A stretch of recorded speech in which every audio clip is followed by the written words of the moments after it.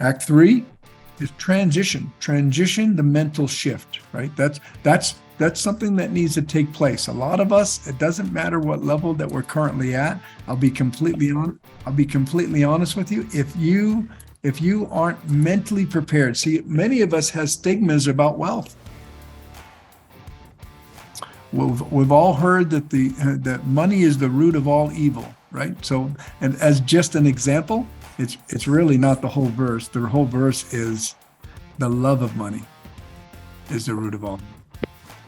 So we have to make this transitional mental shift, and our focus during Act 3 is passive residual income, PRI. We want to transition from, like we already talked about, when we have mindset, we want to transition from active and passive to passive residual income. For those of you that don't know, on previous calls, if you're a member, you can look it up in the video library. We've gone really, really deep on the difference between passive and passive residual. Passive income would be, I hate to keep using Steve as an example, but it's a great example. You know, the money that he received when he sold that single family residence was a big bag of money that he had forced the appreciation on because he had fixed up the property. And then sometimes here in California, we call, you know, it's an appreciation state. You buy something for $100,000, $300,000, $500,000, and generally 10 years later, it's at least doubled in value, if not tripled in value, right? So that's when I sell that big bag of money, also known as capital gains, that's passive income. I didn't work for that money. Time had that money happen, right? Active income, I'm actively involved.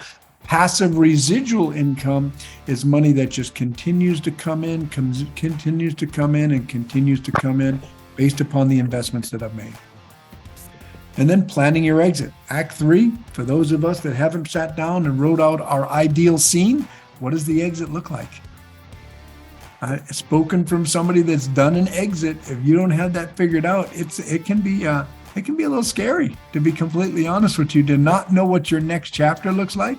Now, we quickly figured it out and we had some ideas, but to be completely honest with you, we didn't have every I dotted and every T crossed. I would encourage you to plan your exit. What does that look like? What's your ideal scene in the day in the life of put your name here? What does that look like when you are financially free and no longer tied to anything and you've got nothing but a monthly check coming in? What does that next chapter look like? That's Act 3, is transition.